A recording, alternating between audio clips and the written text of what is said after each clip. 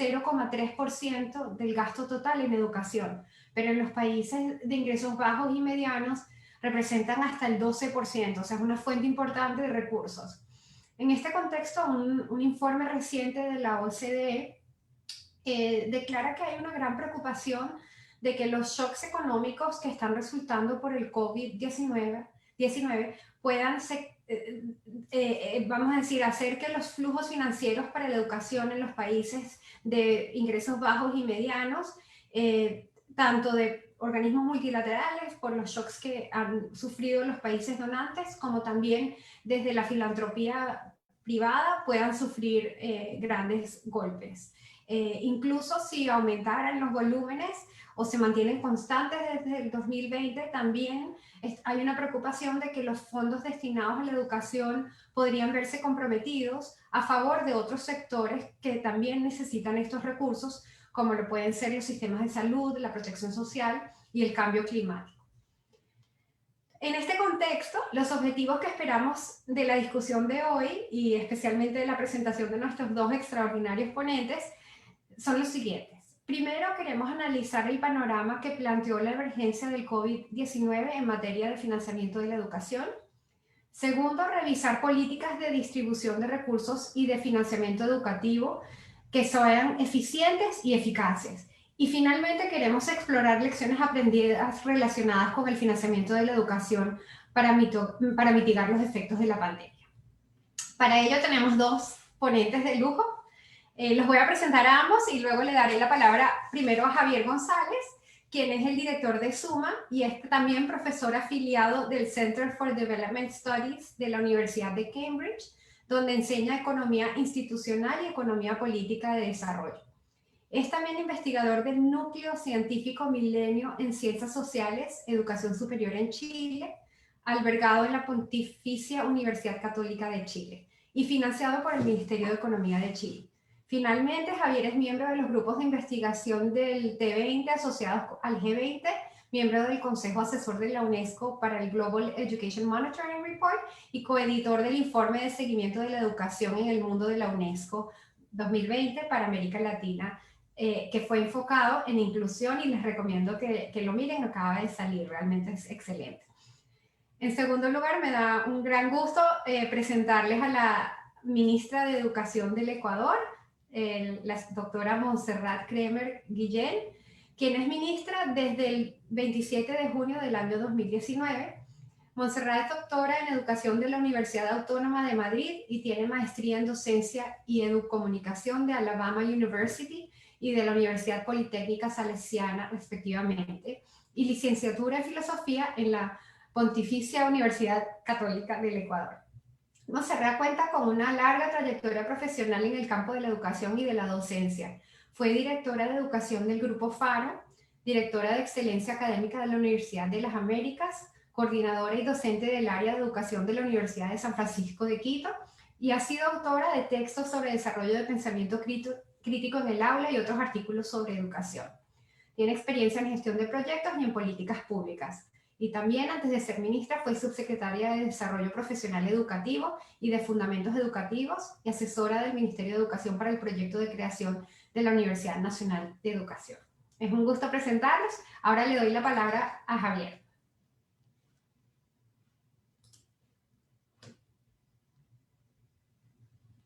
Javier, creo que estás en mute.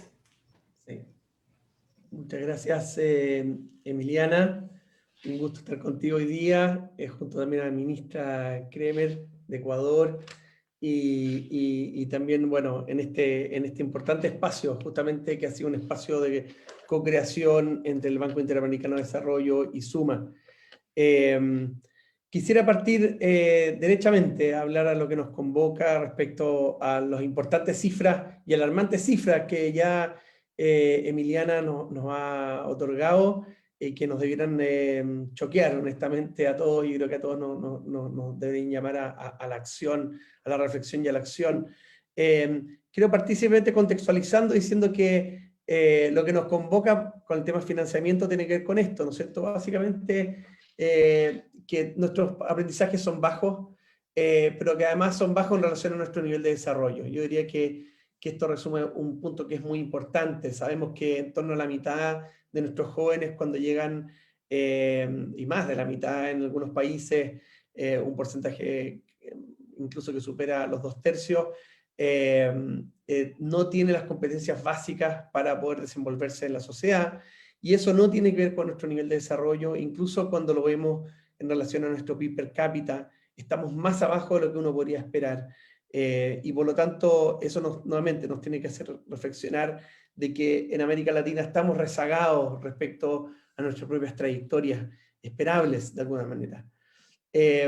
Por supuesto, esto tiene que ver con muchos temas, especialmente, y hoy día se ha resaltado de manera muy importante, ¿no es cierto?, lo que es la formación docente y sus condiciones laborales. También, obviamente, se ha dado un paso muy importante en la región en términos de establecer agencias de calidad, agencias de evaluación, y creemos que eso es un punto importante, ¿no es cierto?, que permite monitorear el avance de la educación y también detectar sus brechas. Sin embargo, vemos que no ha habido un equilibrio adecuado entre esa creación de estos centros de evaluación con los apoyos al mejoramiento. Es decir, año a año le estamos diciendo a las escuelas que no están llegando a los niveles esperados, y sin embargo tenemos sistemas de apoyo al mejoramiento que son sumamente frágiles. Y eso obviamente también está relacionado con los recursos, al igual que, como decía, los profesores, que obviamente, como todos sabemos, el gran porcentaje del financiamiento de la educación se va a los docentes. Hoy día además tenemos un contexto de pandemia, ¿no es cierto?, que nos amenaza en términos de nuestras cuentas fiscales y la posibilidad de financiar la educación, aunque después voy a hacer un contraargumento respecto a esto, y creo que nos llama y debiera llamar esta discusión a repensar nuestros sistemas tributarios. También, por supuesto, hay un tema de privatización, desregulada. Como ustedes saben, nosotros estamos en la región más privatizada del mundo en educación básica, y lamentablemente esa privatización no siempre es bien modelada, bien establecida, sino que tiene que ver con, ¿no es cierto?, bueno, hay distintos modelos, ¿no es cierto?, distintas consecuencias, pero básicamente en general son sistemas más bien desregulados, y que de alguna manera nacen como respuesta al desfinanciamiento del sector público, pero a su vez a la larga también se vuelven un problema, porque en la medida que los agentes y las comunidades no ocupan la educación pública, también se genera un problema de economía política, de no estar dispuesto después a financiar esa educación pública que ya, ¿no es cierto?, ha perdido prestigio. Y todo esto, bueno, obviamente en el marco también del financiamiento insuficiente, que es lo que hoy día nos convoca. Simplemente para poner algunos números para la reflexión y discusión que tendremos después, es decir, mira, América Latina es verdad, aquí hay zonas positivas o noticias positivas y noticias no tan positivas. Por un lado, podemos decir que efectivamente América Latina ha aumentado el esfuerzo que se hace en los países para financiar la educación. No es poco lo que ha hecho América Latina. De hecho, hoy día es de las regiones que, respecto al PIB, es de las regiones que con más alto porcentaje de inversión, en términos de que el 2000 solamente el 3,9% del PIB se iba a la educación, hoy día 5,6% se va a la educación, lo cual supera incluso las metas establecidas internacionalmente. Y lo mismo en el ámbito del esfuerzo dentro del gasto público. Nos habla de que educación y los ministros de educación han sido capaces de persuadir, ¿no es cierto?, también a sus ministros de Hacienda, aunque también voy a hacer ahora el contraargumento que en algunos casos no lo suficiente, porque, y aquí voy a los datos más absolutos, porque la educación es verdad, uno lo puede ver desde el punto de vista del esfuerzo, decir, mira, estamos gastando un 16% del gasto público en educación, y es una muy buena noticia, insisto, más allá incluso de los compromisos internacionales. Sin embargo, la educación tiene un costo objetivo, en términos de dólares por alumno al año. Y especialmente, y de hecho también por eso invitamos a Emiliana Vega a esta discusión, ella es autora de un estudio, pero también lo han mostrado otros estudios, que hay una especie de umbral en torno a los $8.000 es donde hay una correlación muy importante entre gasto y calidad. Por lo tanto, desde el punto de vista de política pública, uno podría aspirar de alguna manera a que al menos hasta ese rango de $8.000 es algo a lo cual uno debiera aspirar en el mediano o largo plazo como país, entendiendo que obviamente ese gasto se haga de manera adecuada y eficiente. Nuestros países en América Latina en general están entre los $2.000, $2.500, por supuesto incluso algunos más bajos. Aquí estoy poniendo los países líderes en gasto, hoy día, bueno, si actualizamos después del 2016 un poco más, Chile ya está en torno a los $5.000, pero así todos, como digo, la región en general se encuentra rezagada. Ahora, lo más importante es que también se encuentra rezagada en términos de la aceleración de ese gasto. Si vemos, por ejemplo, países líderes como Finlandia y Corea, vemos que separaban a los países líderes, en este caso Chile, en gasto en torno a los $3.000. Una década y media después nos separaban, ¿no es cierto?, $5.000. Es decir, a pesar de que uno pudiera pensar de que estamos haciendo un esfuerzo enorme y se muestran las cifras como porcentaje del PIB, en términos absolutos estamos divergiendo, no estamos convergiendo como región, incluso cuando vemos los países líderes en gasto. Ahora, esto no tiene que ver con dólares más o dólares menos, y yo creo que como sacarlo también de esta visión, quién sabe que alguien puede decir, bueno, esto es como muy de economista, hablar de los dólares de más, porcentaje aquí, porcentaje allá, y simplemente decir que esto tiene un correlato real muy importante en términos del factor más relevante para la calidad de la educación, que son los docentes, y tiene que ver con el pluriempleo. En países como Brasil, el pluriempleo alcanza 56%. Y lo interesante, y aquí pongo, Argentina no está en el gráfico, pero esto es una cifra que da el propio Ministerio Federal, digamos, a nivel federal, el Ministerio de Educación, en los grados 5 y 6, 30% trabaja en más de 2 escuelas, 33% entre 3 y 4, y un 12% en 5 o más escuelas del sistema. Estamos hablando, por lo tanto, profesores. Estamos hablando que casi un 50% de los profesores trabajan en más de 3 escuelas. Significa eso básicamente profesores que difícilmente conocen el nombre de todos sus alumnos y menos, por supuesto, pueden, por ejemplo, entregar retroalimentación formativa, que sabemos que es uno de las prácticas pedagógicas más relevantes para mejorar la calidad. Estos recursos, estos dólares más o menos, también se traducen en la calidad y dignidad y condiciones para el aprendizaje. Y aquí simplemente poner cifras que vienen justamente de CIMA, que es el portal, ¿no es cierto?, de estadísticas del BID, que muestran que, por ejemplo, en temas de agua, en Colombia, que no es un país claramente de bajos ingresos, sino que es de ingresos medios, 63% de las escuelas rurales no tienen agua. En Perú, el 40% de las escuelas rurales no tienen electricidad. Por lo tanto, en general, claro, estamos expuestos, ¿no es cierto?, siempre a esta lógica de que el mundo y la inteligencia se está moviendo rápidamente, la globalización, la inteligencia artificial, en fin, pero si los recursos no están para ni siquiera tener agua y electricidad en las escuelas, nuevamente no estamos hablando, ¿no es cierto?, de países que sean los más pobres de América Latina, en ningún caso, estamos en serias dificultades y básicamente lo que estamos diciendo es que estamos aceptando y validando un nivel de injusticia social tremenda. Y esa injusticia social se trasluce, se refleja en nuestros grupos más excluidos en América Latina. Y aquí está el informe que hacía referencia a Emiliana, que es el informe que acabamos de lanzar hace un par de semanas junto a UNESCO, después de 1 año y medio de trabajo.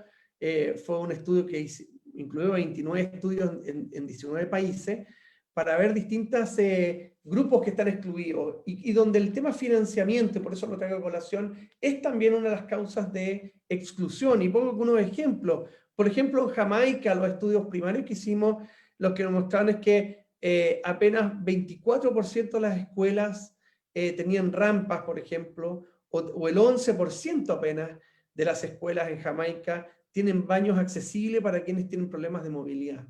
Por lo tanto, eso obviamente tiene que ver con temas de recursos y tiene que ver pero también con temas de diseño. Existen estimaciones que diseñar una escuela inclusiva en términos de infraestructura aumenta un 1% el costo cuando se diseña de esa manera. Pero cuando se tiene que restaurar desde ya una vez que está construida, aumenta en torno a un 5% el costo, o sea, 5 veces más. Por lo tanto, a la medida que tomamos malas decisiones, también se hace más cara la inclusión. Y por lo tanto es importante tomar en cuenta este tema. También es importante en otros grupos, ¿no es cierto? Que son, Churchill decía que las sociedades se pueden juzgar en base y su grado de civilidad, en base a cómo tratan sus propios presos, ¿no es cierto? Aquellos que están privados de libertad. Porque estar privado de libertad no implica estar privado del derecho humano a la educación. Y sin embargo, estudios que tenemos y que ponemos también en este estudio, en 8 ciudades de América Latina, en promedio el 30% de los jóvenes, de los 27.500 jóvenes que están privados de libertad en América Latina, el 30% de ellos no tiene educación, no está recibiendo educación en centros que son parte del Estado, y esto es importante, o sea, son jóvenes que hoy día están bajo la custodia del Estado, y sin embargo no reciben educación en los centros de privación de libertad.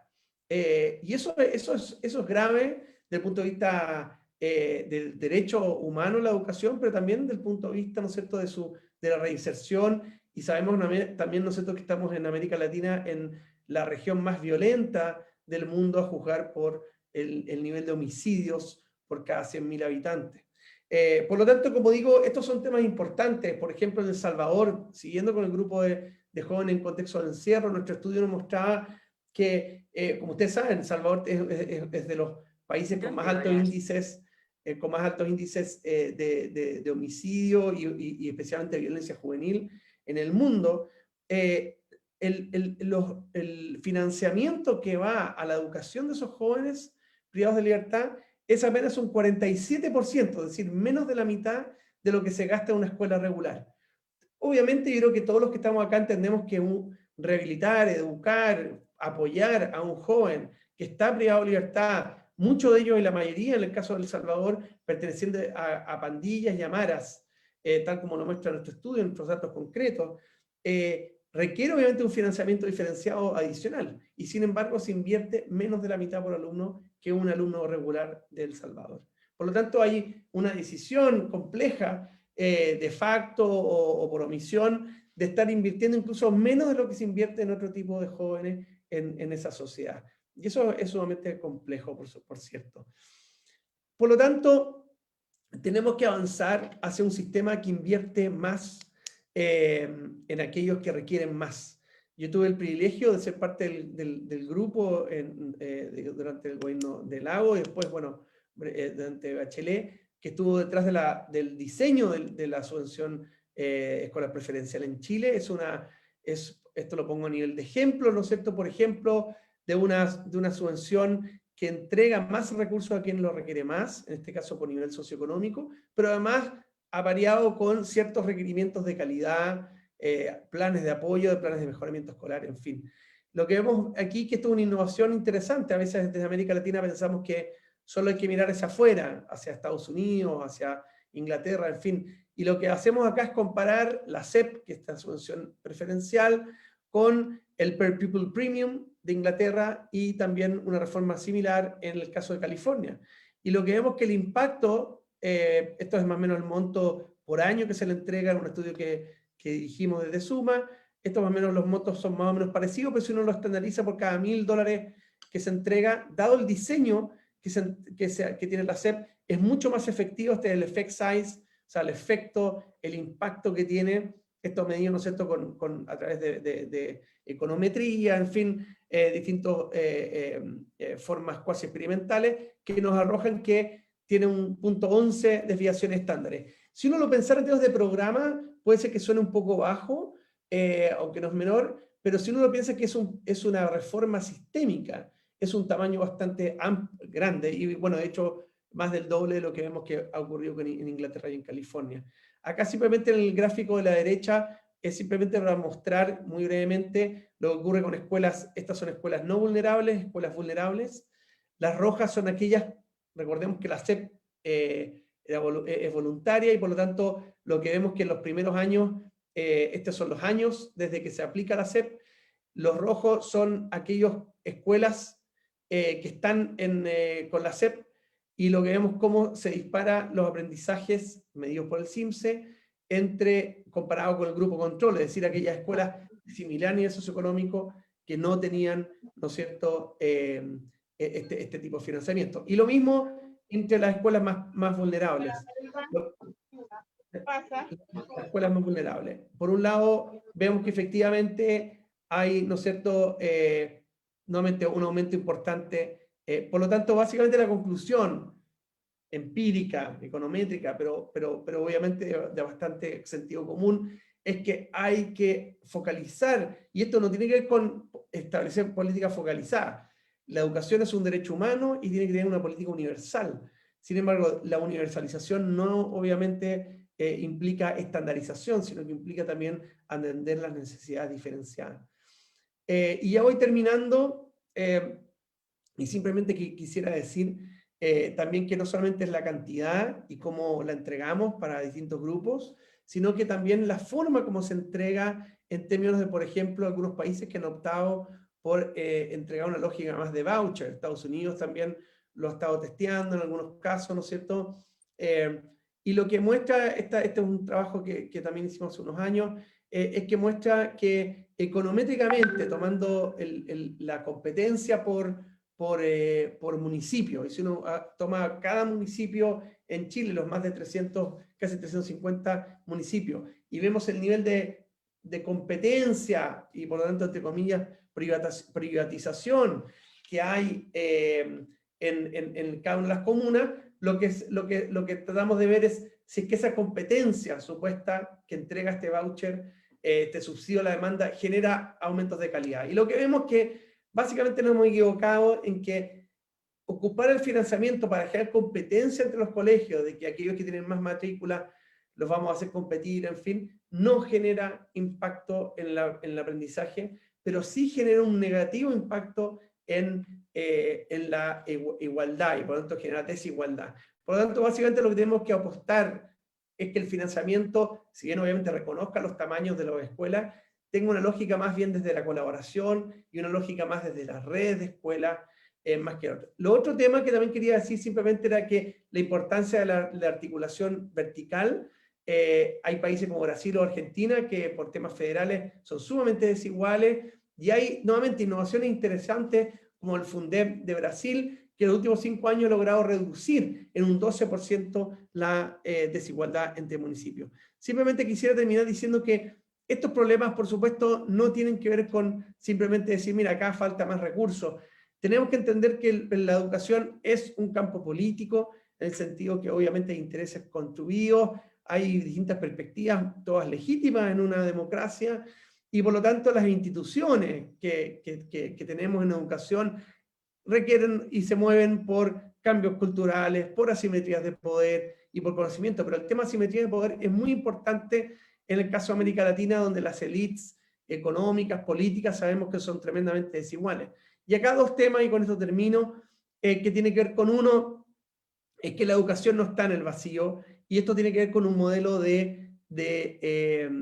básicamente de lógica de modelo de desarrollo que tenemos en América Latina, ha sido estudiado aquí, por ejemplo, Ben Roth-Schneider del MIT y otros tantos que han estudiado nosotros los modelos económicos en América Latina, que básicamente muestran que es obviamente un modelo basado en la extracción de capital, de extracción de recursos naturales, y eso hace que básicamente no haya incentivos reales a invertir en educación. Por lo tanto, es un problema un poquito más sistémico de lo que reconocemos. Y por último, algo que a nadie muchas veces le gusta hablar, que tiene que ver con el tema de los impuestos. Y básicamente tenemos que pensar y reflexionar respecto a nuestras estructuras tributarias. En el panel izquierdo lo que muestro básicamente es cuál es la tasa máxima que había en Chile, la tasa máxima de impuestos a las personas, cuando comparada con los países de la OECD, cuando tenían el mismo PIB per cápita que Chile en 2013, esto antes de una reforma tributaria. La tasa máxima en Chile era 40%, hoy día bajó a 35%, en la OECD era en torno a 60%. Lo que quiero simplemente decir es que incluso cuando comparamos peras con peras y manzanas con manzanas, es decir, Chile, ¿qué tipo de, por ejemplo, de impuestos máximos tenía Chile?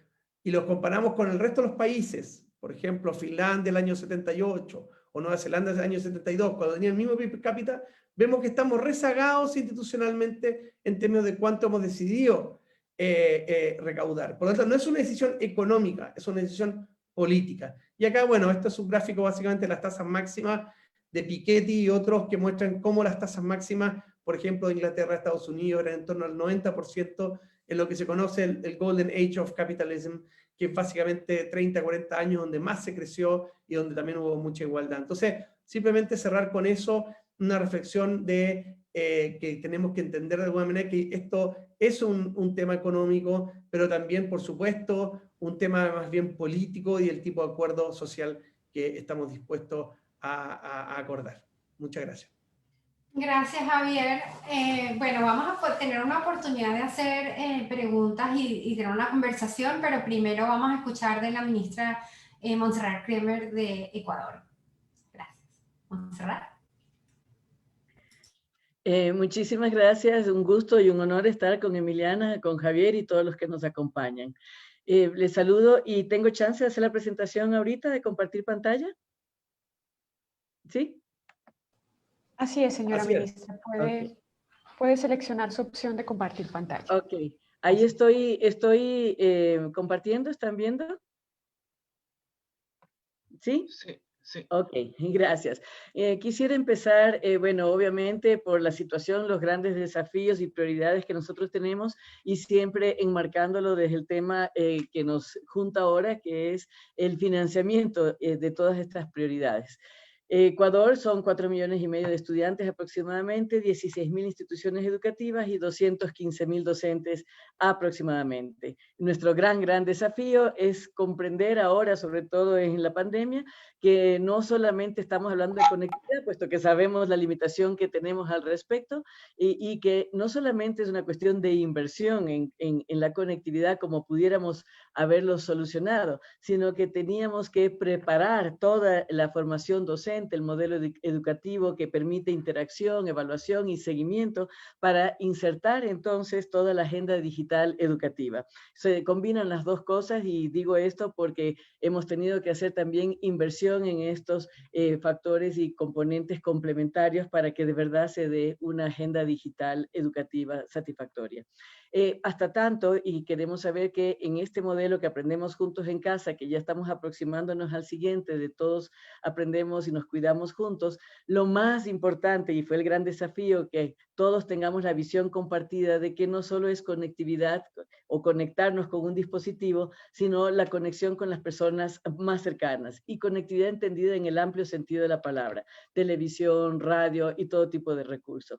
El derecho a la educación y de calidad es indispensable porque el derecho a la educación es el que nos permite ejercer todos los demás derechos, el apoyo emocional y psicosocial, puesto que estamos viviendo una crisis humanitaria por encima de todo, y la continuidad y permanencia escolar, que es nuestro gran desafío.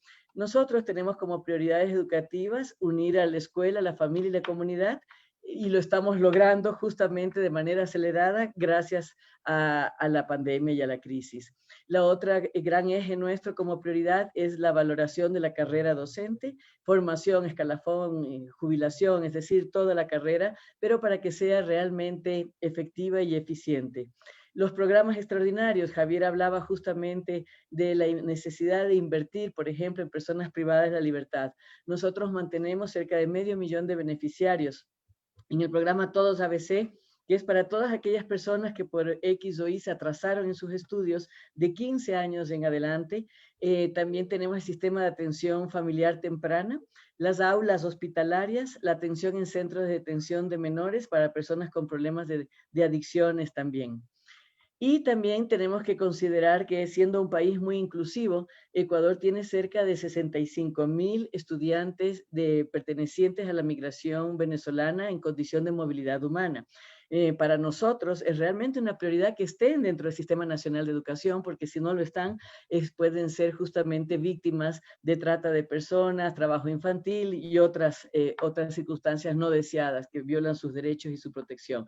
En ese sentido, y hablando de financiamiento, ellos gozan de todos los beneficios como todos nuestros estudiantes, y eso significaría un costo aproximado de unos 60 millones de dólares extras en inversión, que lo hacemos porque somos un país inclusivo y buscamos hacerlo. Otra de nuestras prioridades es el currículo contextualizado, flexible, siempre con un enfoque innovador, experiencial y práctico, y ahora justamente con la pandemia lo volvimos así y nuestro currículo ha sido totalmente reformado y adaptado a los diferentes contextos para que fortalezca además la autonomía y responsabilidad de docentes, familias y estudiantes. La docencia, pero con un aprendizaje significativo, vivencial, crítico y activo. Estamos trabajando mucho en una formación continua docente que justamente aplique e implemente estrategias con STEM, ciencias, tecnologías, matemáticas, ingenierías, pero a su vez también una docencia efectiva para que sea realmente contextualizada y satisfaga las necesidades dependiendo del nivel de desempeño y comprensión de sus estudiantes. Optimización de procesos y servicios en la gestión educativa desconcentrada. Esto, como bien hablábamos, tiene muchísimo que ver también con la eficiencia del sistema y también, por supuesto, con la calidad de gasto en educación. Educación, el Ministerio de Educación es el ministerio que tiene mayor presupuesto en el país, pero sin embargo es necesario realmente hacer todo un análisis de su presupuesto para que incida directamente en la calidad de los aprendizajes y en toda la gestión y misión y visión que tiene educación como tal para transformación de la sociedad. Otra gran prioridad nuestra es la era digital.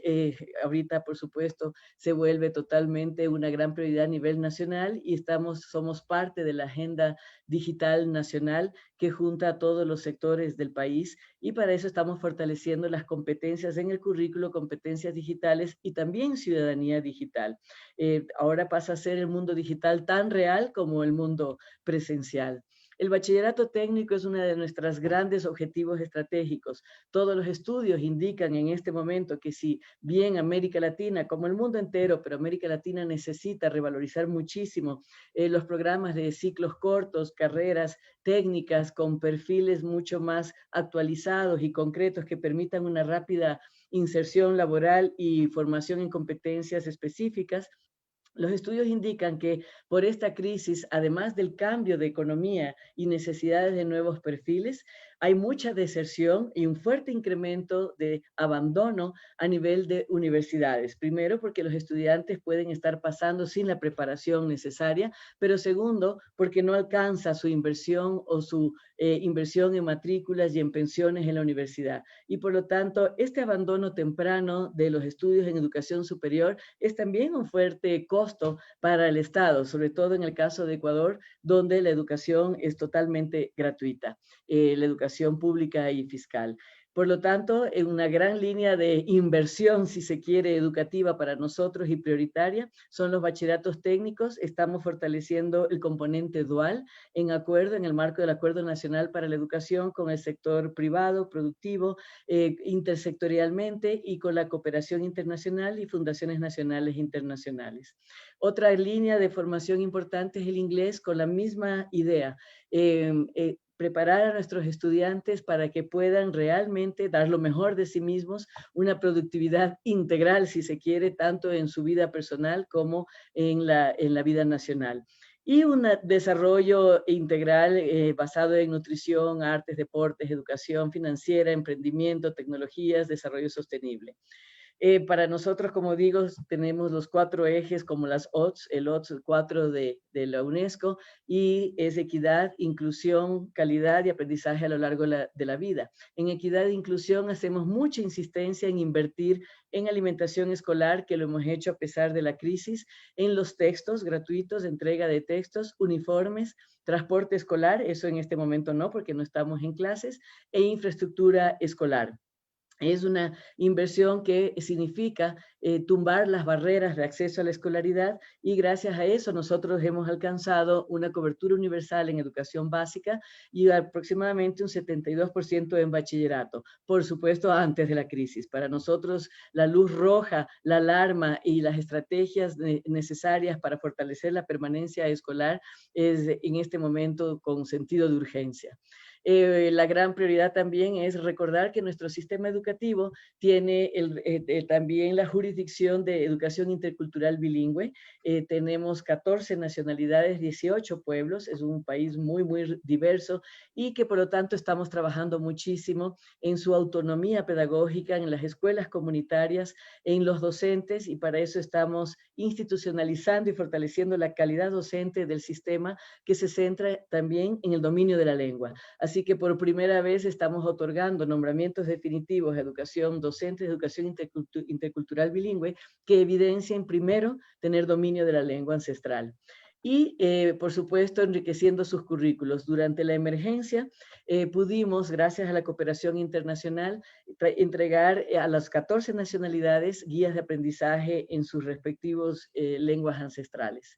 Y con esto quiero decir que el hecho de generar acuerdos, alianzas con todos los sectores y actores ha sido para nosotros una excelente estrategia, maravillosa, quizás prioritaria, quizás la que nos ha salvado en los momentos más duros para la movilización de recursos y financiamiento de nuestras prioridades. En nuestro modelo educativo y en todo lo que estamos viviendo, tenemos entonces el modelo educativo flexible con aprendizaje híbrido, la conectividad en las diversas plataformas, tutoría docente. Los hogares ecuatorianos todos pueden decir que tienen un docente que los llama, se contacta y se comunica preguntando no solo por aprendizaje, sino por otro tipo de problemas como violencia, salud o necesidades especiales. En ese sentido, estamos ahorita también estableciendo un sistema más adaptado a la emergencia de soporte, apoyo a los directivos, a las unidades educativas y también de seguimiento de la gestión escolar para poder ayudar a que nuestros docentes mantengan el contacto y la comunicación permanente con los estudiantes y evitar también el abandono escolar. Centrándonos un poco en el financiamiento, podemos decir entonces que en educación invertimos en capital humano, ese es el centro de la inversión en el ámbito educativo, para mejorar el presente, el futuro de la persona, su entorno, el país, y en el marco de un sistema de calidad en el que se planifica, se hace seguimiento de manera permanente, cumplimiento de metas y resultados. Este es nuestro objetivo. No hemos llegado, pero creo que nunca terminamos de llegar ni terminaremos de llegar, pero estamos muy conscientes que esa es la ruta. Financiamiento y presupuesto basado en inversión en capital humano, análisis de costo-efectividad, con planificación de prioridades, optimización, focalización. Y para poner algunos ejemplos, se me desgramó, por ejemplo, un costo-oportunidad, costo-beneficio de elegir prioridades. Por ejemplo, la alimentación escolar, nosotros entregamos más de 2,5 millones de kits al día en situaciones normales. Durante la pandemia hemos logrado entregar más de 4 millones para 15 días para nuestros estudiantes, con un costo de 0,32 centavos la leche y además la galleta multiintegral. Eso es realmente un beneficio increíble versus el costo y una gran inversión en la salud de nuestros estudiantes. Además, trabajamos de manera intersectorial para que sea mucho más efectivo, y así trabajamos con el Ministerio de Inclusión Social, con el Ministerio de Agricultura, Salud y otras áreas del gobierno nacional. Invertimos en desarrollo de capital humano, por ejemplo, centrado en los docentes, que inciden en la calidad de aprendizaje, como los procesos de selección de docentes para el magisterio, para darles nombramiento definitivo, formación continua y estabilidad laboral. En la emergencia hemos focalizado la inversión en acuerdos a las prioridades, como por ejemplo la conectividad, el acceso a aprendizajes con énfasis en la población más vulnerable. En este sentido, tuvimos que invertir fuertemente, como decía, en el amplio sentido de la conectividad, en teleeducación, en radio, en recursos educativos, en plataformas educativas, en puntos de acceso Wi-Fi, en conectividad, junto con otras instancias del Gobierno Nacional, como el Ministerio de Telecomunicaciones, CNT, etcétera, y con la colaboración de los demás sectores, como lo indicado. En capital humano, la educación técnica, como lo dije, para nosotros es prioritaria, tiene un mayor retorno por ser de cortos ciclos de formación cortas, rápida inserción laboral, mayor demanda por competencias técnicas en nuevos perfiles y culminan los estudios y se evita el abandono de los estudios, lo que es mayor eficiencia, obviamente, tanto para el Estado como para la persona.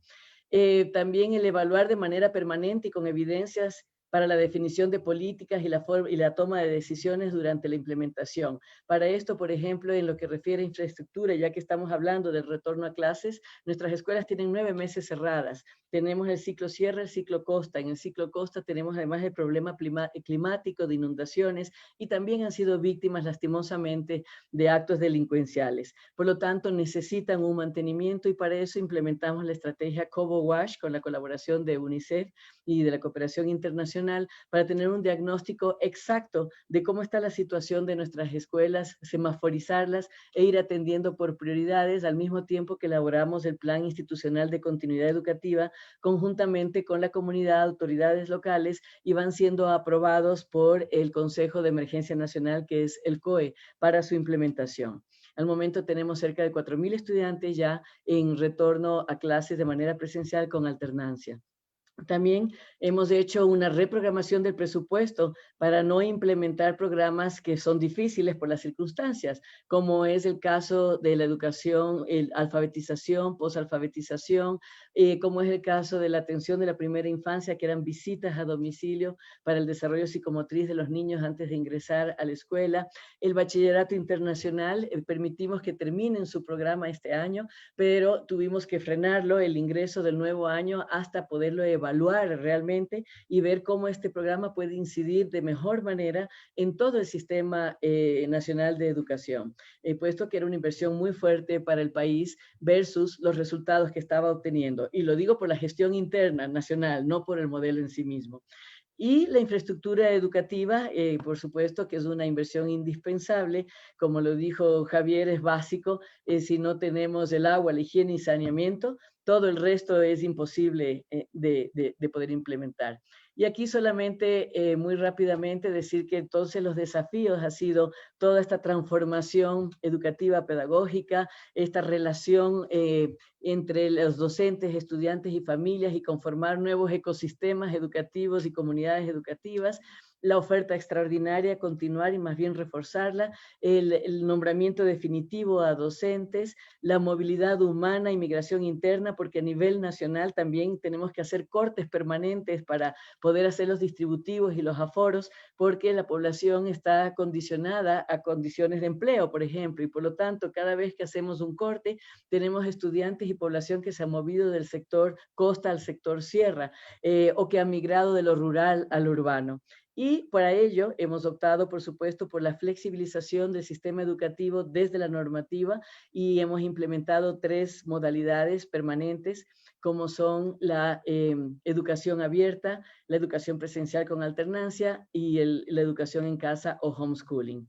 Es indispensable para nosotros la inversión porque todo tiene un costo, pero en este caso es inversión, el apoyo psicosocial, la conformación de brigadas, la atención a la protección integral de los derechos. Este es nuestro plan. Estamos todavía en Aprendemos Juntos en Casa, estamos ya dando los pasos para juntos aprendemos y nos cuidamos, lo que significa que toda la sociedad pierda el temor y vamos juntos aprendiendo a desarrollar hábitos de convivencia para la nueva normalidad y hasta que llegue la nueva normalidad. Estamos con todo este proceso para ese retorno, está siendo muy riguroso, lo hacemos, como digo, en diálogo y acuerdo con la comunidad, solo si la comunidad está de acuerdo y aunque volvamos a clases en esa comunidad, será siempre opcional para la familia retornar o no y puede continuar en las modalidades que hemos abierto. Este es la estrategia de riesgo de abandono educativo estructural. Estamos haciendo un seguimiento muy georreferenciado de cuáles son las escuelas, las zonas del país que están en seria alerta y a su vez vamos a establecer este sistema de seguimiento y monitoreo, como decíamos, también de semaforización de nuestras escuelas para dar apoyo a su gestión. Se trata de reconocer a aquellas que están haciendo un trabajo maravilloso en contactar a como dé lugar a sus estudiantes y incidir en sus aprendizajes y ver qué pasa con aquellos que tienen dificultades de contactarlos y acompañarlos. Nuestro currículo, que como dije, ha sido flexibilizado, tiene mucho énfasis en habilidades para la vida, pero también información en valores que lo llamamos justamente Decide. Y eso lo cruzamos en las fichas pedagógicas, que ha sido una excelente herramienta a nivel nacional. Voy más rápido para no quitar mucho tiempo, porque nos ha permitido cerrar esta brecha entre lo teórico y técnico del currículo versus la implementación en las aulas. Y porque ha sido un lenguaje total nacional que junta a docentes, familias y estudiantes. Finalmente, en las transformaciones educativas, aquí están las 3 modalidades. Estamos implementando todo un sistema de soporte para la implementación de la conectividad con la que estamos despegando fuertemente a partir de enero de este año. Vamos a entregar ya 100.000 tablets junto con Mintel y a su vez insertadas en todo un modelo de soporte, seguimiento y apoyo en el sistema educativo, capacitación docente. Y hasta tanto tenemos toda nuestra plataforma Sierra Costa con todo tipo de recursos, con cerca de 2 millones de usuarios permanentes, radio, televisión, pero que además ya vamos a implementar también nuestro propio LMS para poder hacer la gestión escolar de manera más eficiente. Y finalmente decir que hacia dónde queremos ir hacia otro tipo de habilidades esenciales que tienen que ver con la conciencia emocional propia y del otro, mayor empatía, solidaridad, comunicación, atención plena, enfoque, relajación, más autoconocimiento, metacognición, inteligencia ecológica y sistémica, una evaluación en contextos reales y diferenciada, creatividad e innovación, aprender a aprender, y colaboración y resolución de problemas. Esta es la escuela que nosotros visibilizamos, una escuela que es un ecosistema educativo en interacción permanente con todos los ámbitos de la sociedad, intergeneracional de aprendizaje a lo largo de la vida, con proyectos ecológicos de emprendimiento. Y aquí están los 4 ejes basados en la innovación. Muchísimas gracias. Espero no haberme pasado mucho el tiempo. Excelente, no, bueno, muchísimas gracias, nos ha dado un panorama bien complejo, la verdad, que siempre es difícil ser ministro de Educación, pero creo que estos tiempos realmente lo han hecho mucho más desafiante. Bueno, nos gustaría abrir la discusión y si tienen preguntas, por favor, inclúyanlas en el chat y me las van a estar enviando. Aquí nos llegó una pregunta de Elmer Ventura a la ministra. Elmer pregunta que dice, en el contexto actual de la realidad como efecto de la pandemia, ¿cómo repensar la inversión en educación para compensar las inequidades en el acceso a la tecnología en nuestros países y garantizar la permanencia de itinerarios escolares y calidad educativa? Si quieres comenzamos por allí y luego vamos abriendo. Por favor, incluyan sus preguntas. Sí, muchas gracias por la pregunta. Creo que es fundamental en estos momentos y que la inversión es fuerte en conectividad y en la transformación de todo el modelo educativo para los aprendizajes híbridos y para el nuevo sistema que se viene con las 3 modalidades que hemos instalado en el Ecuador. Y como decíamos, no estábamos totalmente preparados, por supuesto, como creo que no lo estaba el mundo entero. Las palabras optimización de todos los recursos que tenemos para reprogramar, reestructurar nuestro presupuesto en programas que ya no son ahorita tan idóneos o pertinentes su implementación como algo prioritario, o adaptar el objetivo de esos programas a las nuevas circunstancias. La priorización es otra gran componente importantísimo, priorizar cuáles son ahorita realmente los objetivos estratégicos para lo que estamos viviendo, con énfasis siempre en la población más vulnerable y necesitada. Si nosotros estamos hablando de las 2 cosas, nosotros estamos fortaleciendo el programa educativo, como decía, todo el proyecto educativo, para que haya realmente los recursos educativos ya desarrollados en la plataforma, el LMS, la capacitación docente, el sistema de apoyo, el sistema también de seguimiento e interacción a los estudiantes, pero también estamos haciendo muchos acuerdos y alianzas. Tenemos el proyecto Conectando al Futuro y ahí se están sumando los gobiernos autónomos, se está sumando el sector particular y privado productivo del país con mucha fuerza. y corresponsabilidad, se está sumando la cooperación internacional y esta movilización de recursos da además una conciencia de corresponsabilidad. La educación es una responsabilidad y una gran meta de la sociedad, porque estamos hablando del presente y futuro del país. Si bien el Ministerio de Educación es la instancia rectora, todos queremos tener un presente y un futuro mejor. Así que también estamos analizando, como decía, cómo optimizar nuestro modelo de gestión y cómo mejorar para el beneficio de nuestros docentes una docencia que sea más efectiva a través de apoyos, reconocimientos y formación en la carrera docente. Hay una pregunta justo relacionada con la formación en la carrera docente. La pregunta es de Virgilio Holguín, que pregunta ¿cuál es la estrategia formativa para los docentes con uso de las tecnologías en el marco de la inclusión? Bueno, sí, tenemos varias líneas de formación y aquí vuelvo a resaltar otra vez porque realmente hemos encontrado muchos brazos extendidos y corazones abiertos en realidad, pero ha sido precisamente esta voluntad de diálogo y acuerdos y suma de esfuerzos permanente. Logramos subir a nuestra plataforma, por ejemplo, generamos rápidamente la plataforma que siempre ha estado Me Capacito, pero cerca de 600.000 cupos para formar a nuestros docentes y que se formen de manera con incluso autonomía y responsabilidad en todos los módulos que deseen, como también módulos para la nueva implementación y gestión escolar del currículo y de la situación que viene para las nuevas modalidades. En ese sentido está hecha en competencias digitales, pero también en la generación de ambientes virtuales para que sea una enseñanza y un aprendizaje mucho más efectivo y pertinente al ámbito virtual. También, como decía, cruzado por el tema de manejo, comunicación y ambiente emocional, clima emocional del aula, cómo recibir y cómo dar, y cómo generar recursos educativos al respecto. Está cruzado por varios módulos y estamos trabajando también, por supuesto, con las facultades de educación para que nos ayuden enviando a todos sus estudiantes. Estamos abriendo una plataforma para que todos los estudiantes universitarios se inscriban, como también las personas voluntarias y que participen en el Sistema Nacional de Educación, acompañando a nuestros docentes, apoyándolos in situ, ofreciendo tutorías y fortaleciendo también el trabajo entre pares, líderes pedagógicos, etcétera, porque no estamos hablando solo de una formación o capacitación formal, sino que tiene que ser justamente en contextos reales de acuerdo a lo que estamos viviendo según cada zona, cada región y las necesidades de nuestros docentes. Hay varias preguntas que nos han llegado sobre temas como alimentación escolar e infraestructura. Pregunta Freddy, Freddy pregunta que entendió que proveen los alimentos de manera centralizada. ¿Cómo piensan contextualizar la alimentación de los niños apoyando al mismo tiempo a las comunidades que las producen? Y Andrea pregunta sobre la infraestructura. Las voy a hacerle juntas porque tenemos varias preguntas que están llegando. Ella pregunta cómo repensar la inversión en infraestructura para que acompañe el proyecto educativo.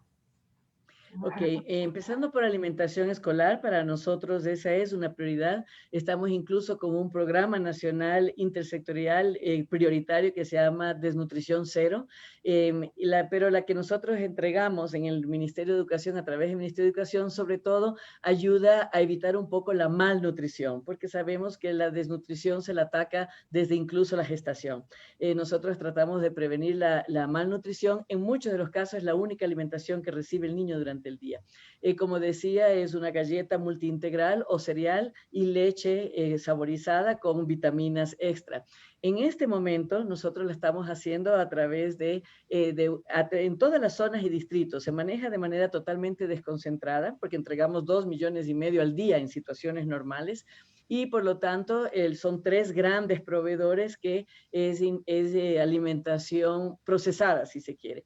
Pero estamos trabajando precisamente en la ley ya de alimentación escolar que ya fue aprobada por la Asamblea Nacional y que justamente lo que trata es de meter más producto que sea natural, que corresponda a la economía local, rural, y que los gobiernos autónomos se corresponsabilicen. Estamos como Ministerio de Educación responsables de ese reglamento y su implementación empezará desde el próximo año para precisamente satisfacer esa necesidad de la economía local y rural que nosotros desde Educación tenemos también un convenio con el Ministerio de Agricultura para que nuestros bachilleratos técnicos agropecuarios sean autosostenibles, tengan autogestión y favorezcan también esta cadena de producción dinamizando su economía y nuestros estudiantes aprenden. En cuanto a infraestructura, estamos haciendo este diagnóstico muy preciso porque el retorno será progresivo. Y como decía, nuestras escuelas necesitan mantenimiento, por supuesto. Antes de la pandemia estábamos con la estrategia y la política como objetivo estratégico, la reapertura de las escuelas rurales. Llegamos a reaperturar más de 140 que quedaron en este momento, van a ser más bien esenciales en el retorno porque serán el centro de desarrollo comunitario. Estamos identificando las necesidades de las escuelas, como decía, por semáforos, aquellas de mayor urgencia, por necesidad de infraestructura, sobre todo sanitaria, aquellas que necesitan solo mantenimiento, pero también aquellas que van a retornar de manera inmediata. Combinando esto, hacemos el costeo necesario y trasladamos los recursos a los respectivos distritos. Gracias por eso. Vamos a darle un break a la ministra para hacerle unas preguntas a Javier. Javier, Virgilio pregunta cómo superar la dificultad de escasa recaudación de impuestos y mayor necesidad de inversión en educación. Una fácil.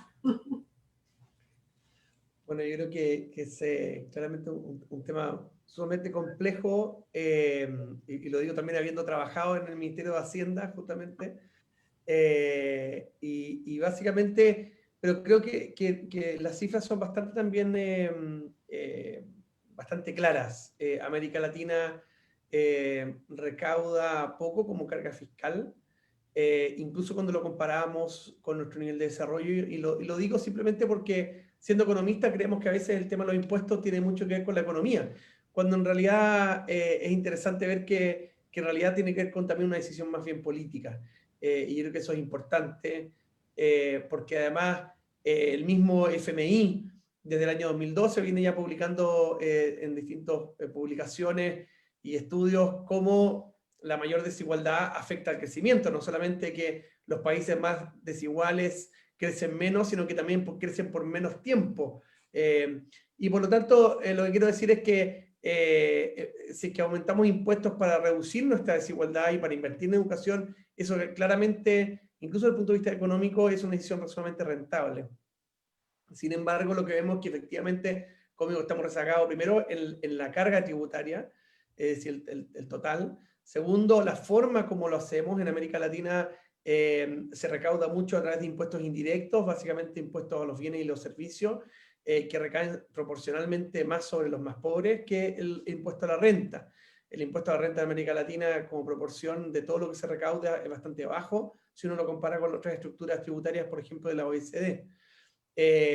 Y tercero, también tiene que ver con el tema, bueno, con la progresividad incluso, si nos vamos al impuesto a la renta, en general en América Latina, primero que nada, llegar a las tasas más altas toma una cantidad de ingresos medios más que lo de la OECD. ¿A qué me refiero? Por ejemplo, pongo el caso, en el caso, por ejemplo, chileno, que conozco muy de cerca, porque nos tocó hacer un estudio sobre Chile hace muy poco, el pasar llegar a la última tasa de impuesto más alta, toma en torno a 2 ingresos promedios del país, digamos. ¿Ya? O sea, una vez que tú ya tienes 2 veces el doble del ingreso del país, en la OECD tú llegas a las tasas máximas. En Chile, por ejemplo, eso toma 11 ingresos. Es decir, nos cuesta mucho llegar a subirle impuestos a la gente que gana más.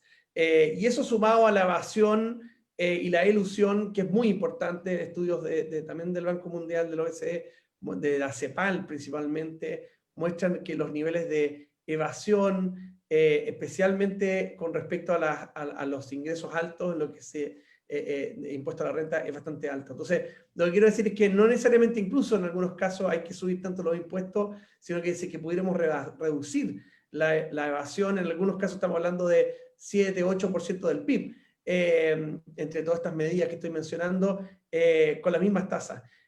Por lo tanto, lo que quiero decir es que hay una respuesta muy importante, porque a veces, claro, hacemos todo el otro esfuerzo de aumentar, que es difícil, y eso claramente a nuestros países les cuesta aumentar la carga tributaria, pero hay zonas que pudiéramos, que digamos que podrían ser un poquito más fáciles de abordar.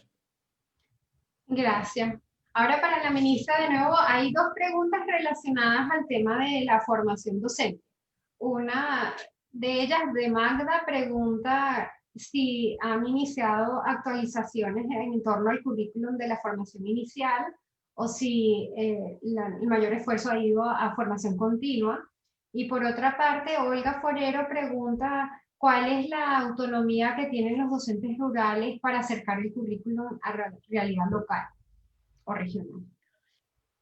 Gracias, sí. En relación a la formación inicial, por eso queremos y tenemos mucho diálogo con la educación superior, porque en el Ecuador cabe recordar que el Sistema Nacional de Educación, desde educación inicial hasta bachillerato, es el Ministerio de Educación, y además hay otro ministerio que es la Secretaría Nacional de Ciencias, Innovación y Tecnología, que es CENESID, que se encarga de la educación superior junto con el Consejo de Educación Superior. Los dos tenemos instancias evaluadoras, en el caso nuestro es INEVAL y en el caso de la educación superior es CASES. Nosotros tenemos ahorita muchísima articulación porque es importante que los perfiles precisamente del bachiller y de ingreso a educación superior estén articulados. En el caso de las facultades de educación, tratamos de tener precisamente contacto permanente para que se vayan actualizando y les pedimos que participen del Sistema Nacional de Educación a través de las prácticas preprofesionales, de los proyectos de investigación, de vinculación con la comunidad, para que conozcan la problemática de los contextos reales y a través de la investigación educativa de la educación superior nos ayuden a resolver estos problemas y a su vez los estudiantes se van formando en docencia efectiva y en la gestión de educación efectiva. Eso por un lado, y en relación también estamos con programas de profesionalización, que significa poder pedagogizar a los profesionales de la educación, como también que completen su formación de tercer nivel los docentes que han ingresado en zonas rurales o en zonas muy vulnerables y que necesitan completar su formación. Y además de eso tenemos, por supuesto, la formación continua permanente, que tratamos de hacer lo más posible adaptada a las necesidades de cada contexto, acompañando a los docentes. También tenemos una formación específica para el área rural. En el área rural estamos dando con unas estrategias multigrados, sobre todo en el país tenemos 2.000 unidades educativas, 2.072 con exactitud, unidocentes y bidocentes, y cerca de total de 6.000 rurales, es decir, el 50% de las instituciones educativas fiscales. En total, con todos los sostenimientos, son cerca de 16.057, 60. En esta educación rural hacemos mucho énfasis en este tipo de pedagogía multigrado más integral, y si la vemos es bastante más compleja, pero es indispensable, y a su vez que sea muy contextualizada. En el área de educación intercultural bilingüe, que está muy ubicada en el área rural, tratamos de respetar y más bien fortalecer la autonomía pedagógica y formarlos en eso, porque ellos tienen el modelo MOSEIP, que es muy comunitario, es bastante integral y muy interesante, y más bien en estos momentos es un fuerte referente para el sistema intercultural rural, el sistema MOSEIP de la educación intercultural bilingüe. Eso en cuanto a la formación. Y la otra pregunta, perdón, Emiliana, ¿cuál era? Eran dos, educación rural y formación docente.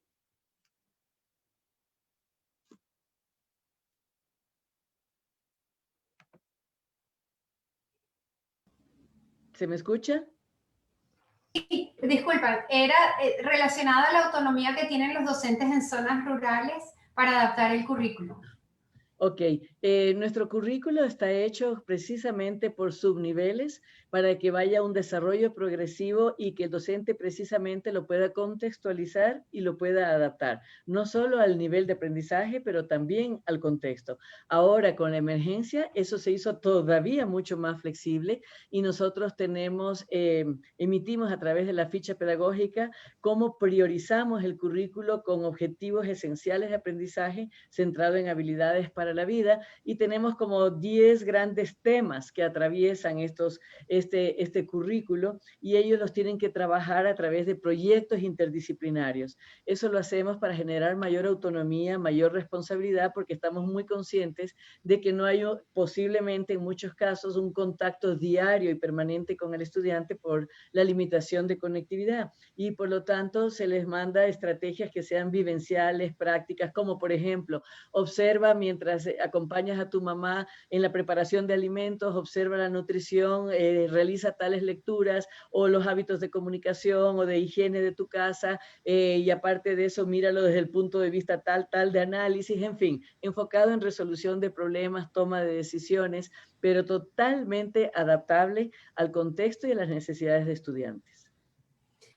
Gracias. Yo sé que nos quedaron algunas preguntas pendientes, pero tenemos 10 minutos y quería aprovechar de darles una última oportunidad a Javier y a la ministra de dar unos comentarios finales, y luego yo voy a cerrar la reunión. Entonces, Javier, vamos primero contigo a unos comentarios finales. Muy cortito, y gracias Emiliana y gracias ministra también por esta riquísima conversación.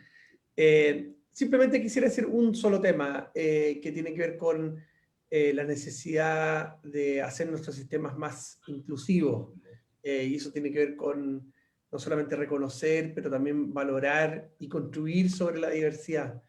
Y esa construcción no es gratis, requiere recursos para formar a nuestros docentes, requiere recursos para adecuar nuestra infraestructura, requiere a veces también inversión en nuevas pedagogías, en equipos de apoyo, de soporte a estas distintas poblaciones de estudiantes que generalmente dejamos atrás.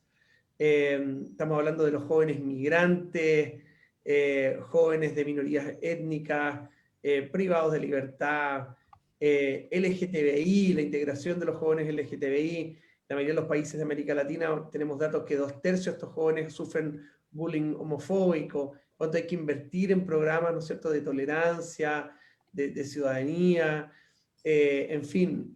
Por lo tanto, lo que quiero decir que el tema de financiamiento no es un tema árido, sino que es un tema que se plasma muy rápidamente en el tipo de sociedad que estamos construyendo y el tipo de escuela que estamos, digamos, promoviendo y que tenemos. Así que simplemente ponerle hincapié en ese tema, el tema de la inclusión y la necesidad de contar, por ende, con financiamiento para hacer nuestras escuelas más inclusivas. Y si bien caemos generalmente en la idea de que esto tiene que ver con nuestro nivel de desarrollo, de que no somos países tan ricos, vemos cuando vemos la evidencia comparada, nos damos cuenta que en realidad hay un rezago institucional, hay un rezago de nuestras sociedades y hay una deuda, por ende, histórica con la igualdad. Así que eso, y muchas gracias, Emiliana y ministra, por esta instancia. Gracias, Javier. Ministra, últimas palabras, reflexiones. Bueno, muchísimas gracias. En verdad, siempre nos quedamos con muchas inquietudes e ilusión de seguir compartiendo y de seguir aprendiendo juntos. Ahora más que nunca hemos tenido la oportunidad de colaborar con organizaciones nacionales, internacionales, entre ministerios, para buscar soluciones conjuntas locales, nacionales, regionales y globales. Y aquí debo agradecer, por supuesto, a Suma, que está haciendo un excelente trabajo en investigación educativa, en identificar las problemáticas de la región, pero también ofrecer soluciones basadas en evidencias y en la investigación educativa. Eso realmente es una labor increíble que nos ha ayudado y nos ha marcado muchas orientaciones y pautas. Y en este sentido apoyamos realmente las acciones que facilitan a nivel regional el cerrar brechas, el poder generar redes digitales, tecnologías realmente inclusivas que cierren la brecha de aprendizaje a través de las tecnologías, facilitar la homologación de itinerarios formativos y que hagamos énfasis en la educación técnica. Por todo lo que dijimos, tiene mucho mayor retorno por su rápida inserción laboral, evita costos al Estado en el caso de menor abandono en educación superior, abandono de los estudios, y nos prepara realmente de mejor manera en ciclos cortos a nuestros estudiantes de acuerdo a los perfiles que requieren las economías actuales. Por otro lado, acciones de investigación educativa que resaltábamos hace un rato de la excelente labor de Suma, entre otras, la transferencia de conocimiento que es indispensable. Creo que nosotros como país, como Ecuador, todavía tenemos mucho que fortalecer en el ecosistema de investigación y por lo tanto el trabajar en las redes regionales nos favorece mucho para el desarrollo también local. Y además de poder desarrollar estrategias comunes de permanencia escolar y de financiamiento para verdaderamente incidir en la calidad educativa de nuestros países. El tener comités permanentes, asesores, que estén conformados por expertos, no solamente de la cooperación internacional, de los ministerios de educación, también de diferentes sectores, como el sector productivo, por ejemplo, que nos puedan acompañar en el fortalecimiento de estas estrategias y cumplimiento de logros a nivel local, nacional y sobre todo ahora que estamos hablando regional. Muchas gracias. Muchas gracias. Yo quiero resumir, ha sido una discusión, ya varios lo han dicho en el chat, muy rica, y la verdad, gracias de nuevo a Suma por traer a este grupo junta a la mesa virtual. Yo quisiera dejar con algunos mensajes que yo creo que ambos nos han dado para que se lleven con ustedes.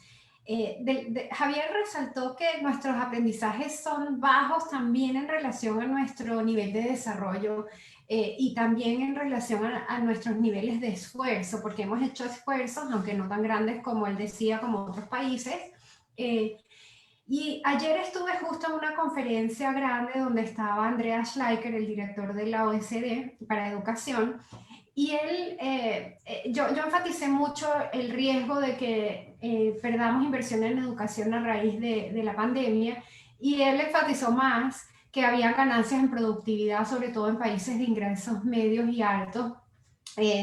Y yo creo que esa es una tensión que tenemos que enfrentar como personas que trabajamos en el sector, que tenemos que dar más confianza a los ministros de Hacienda, a los donantes internacionales, de que cada inversión en educación está yendo, como dijo la ministra, a aprendizaje, a inclusión, realmente que va a estar teniendo efecto. Y creo que mientras continuemos teniendo esa brecha entre lo que se espera de nuestro nivel de ingreso en términos de rendimientos y lo que estamos invirtiendo, vamos a tener una dificultad. Y ahora en términos de una pandemia que está generando vamos a decir, recursos más escasos y una mayor competencia por los recursos, tenemos que dar un caso muy fuerte de que cada inversión en educación va a ir realmente para el futuro de nuestros niños y jóvenes, ¿no? El otro mensaje que Javier dio y que también me resuena mucho con el trabajo que yo estaba haciendo también recientemente desde Brookings, es el hecho que tenemos en la región una privatización de la educación desregulada y que ha llevado hasta cierto punto a un desprestigio, a dejar la educación pública para aquellos que no pueden asistir a la educación privada. Y realmente creo que la evidencia internacional muestra que esto es un error grave, que la educación pública tiene un rol muy importante que jugar para la inclusión, para el desarrollo inclusivo de nuestros países, para la democracia, para la convivencia. Entonces también un llamado a todos ustedes para que le demos esa prioridad que debería tener la educación pública en la construcción de nuestros países. Y bueno, el mensaje también que creo que es muy importante que nos dieron tanto Javier como la ministra, con el ejemplo de la subvención escolar preferencial en Chile, pero también los múltiples ejemplos de lo que está haciendo el gobierno de Ecuador, es que cuando pensamos en el financiamiento educativo y diseñamos políticas de financiamiento bien diseñadas, bien focalizadas, podemos tener impactos muy grandes en la calidad y equidad. Y creo que es algo para los que trabajamos en educación, que no tenemos una trayectoria en economía o en finanzas, que hemos descuidado un poco la atención al rol que juega el financiamiento. Es tan importante como el diseño curricular, como en la formación docente, como en la evaluación de aprendizajes. Y los que trabajamos en educación tendemos a estar más cómodos hablando de estos otros puntos. Entonces, bueno, un llamado a que no le tengamos miedo a ver los números, a explorar bien cómo va el gasto, porque el gasto al final se traduce en oportunidades, ¿no? Bueno, de la ministra, varios puntos que me resalieron. El primero es el punto de que no es solo conectividad, sino conexión interpersonal. Y yo creo que hoy justo en el diario principal de Washington, el Washington Post, hay un artículo de opinión que dice que la educación a distancia ha sido que lo reconozcamos, ha sido totalmente un desastre, ¿no? No solo la de la que ocurrió cuando empezó la pandemia, sino incluso la versión 2.0 que hubo más tiempo para preparar. Y yo creo que hay algo de verdad en esto, creo que igual es mejor que nada, pero creo que es cierto y creo que la pandemia nos ha demostrado el rol tan importante que juega la escuela en esa conexión con el alumno, en el apoyo psicoemocional. Y entonces creo que allí es algo que debemos no perder de vista incluso en estos tiempos. Y otro punto que ella resaltó muy importante es el esfuerzo que están haciendo que siempre lo han venido haciendo, pero que la pandemia hasta cierto punto se los ha acelerado, que es un aspecto positivo resultando de esta terrible situación mundial, pero es esa unión de escuela, familia y comunidad, ¿no? Yo creo que la comunidad en sí ha descubierto o ha redescubierto que la escuela y el docente es un factor muy importante en el desarrollo, no solamente de los alumnos, sino también en permitir que los padres trabajen, en emplear a una cantidad de gente. Entonces esa unión, de nuevo, especialmente en torno a la educación pública, creo que puede salir fortalecida y ojalá así sea a raíz de la pandemia. Y bueno, ya estamos muy cortos de minutos, pero creo que las últimas dos cosas que quisiera resaltar de lo que dijo la ministra, que dijo tantas cosas buenas, pero uno, y Javier también lo mencionó, es el tema de la inclusión, y en el chat vi a una copaisana mía venezolana agradeciendo por la atención que le han dado a los migrantes. Creo que todos, creo que el reconocimiento que el incluir a poblaciones excluidas tiene un costo adicional, es algo que la ministra hizo y que es importante reconocer que se ha priorizado este esfuerzo en Ecuador y ojalá sea así en el resto de la región.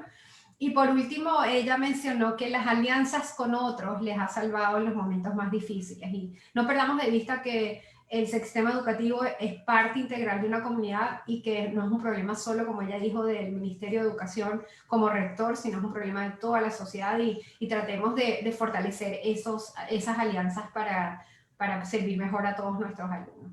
Bueno, muchísimas gracias con todo. Gracias, Y Emiliana. dale, Mar. Bueno, efectivamente, muchísimas gracias a Javier, a Emiliana, a la señora ministra de Ecuador por su participación y todos sus valiosos aportes. Gracias al Banco Interamericano de Desarrollo y a todo el equipo de Suma que ha estado a cargo de esta iniciativa tan importante para seguir repensando el ecosistema educativo en nuestra región. Bueno, durante los próximos días esta transmisión estará disponible en nuestro canal de YouTube y en el blog de la División de Educación del Banco Interamericano de Desarrollo. Por eso los invitamos a seguir todos los canales, tanto de la División de Educación, en Twitter, Bit Educación, en Suma estamos presentes en Facebook, en Twitter, en Instagram, en LinkedIn y en nuestra web. Aprovechamos también para invitarlos a sumarse a nuestra plataforma virtual Coincide, www.co-medioincide.org. En ella ustedes pueden acceder a nuestros podcasts, entrevistas en vivo, conocer el panorama de más de 250 instituciones que tenemos hoy por hoy inscritas y pueden acceder a todo tipo de contenido que hoy estamos construyendo desde esta comunidad de práctica. Deben registrarse en nuestra plataforma. Aquí podrán ver un paso a paso en donde en la siguiente presentación van a poder ver un paso a paso donde van a seguir los pasos. Ustedes solo tienen que entrar a este link, registrarse, construir su propio perfil y listo. Pueden disfrutar de todo el contenido que tienen. También es importante contarles que todos los viernes y especialmente el día de mañana, viernes 4 de diciembre, vamos a tener nuestro tercer punto de encuentro. Este es un espacio de networking de no más de 20 minutos que hacemos a través de Zoom, donde ustedes podrán tener la posibilidad de intercambiar contactos, experiencias, contenido, retomar las conversaciones y las preguntas que hoy quedaron pendientes y ahí de estas últimas sesiones colaborativas. Este espacio busca justo cumplir el rol de complementar el contenido que vamos presentando y ustedes pueden estar 5, 10, 15, 20 minutos y esa es un poco la lógica de este punto de encuentro.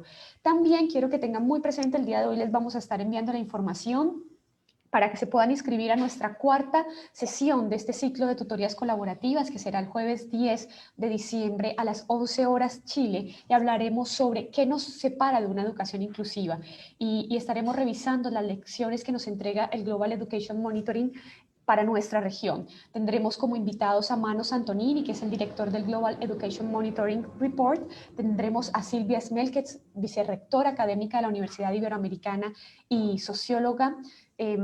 Y tendremos también a Ismael Tavilo como moderador, que es un investigador de política educativa de Suma. Así que otra vez, muchísimas gracias por compartir este espacio. Quedan invitadísimos a seguirnos acompañando a través de la plataforma de Coincide en este punto de encuentro el día de mañana y en nuestra próxima sesión el próximo jueves. Nuevamente, muchísimas gracias y estamos conversando. Hasta luego. Muchas gracias a todos. Adiós. Gracias, chao, un abrazo.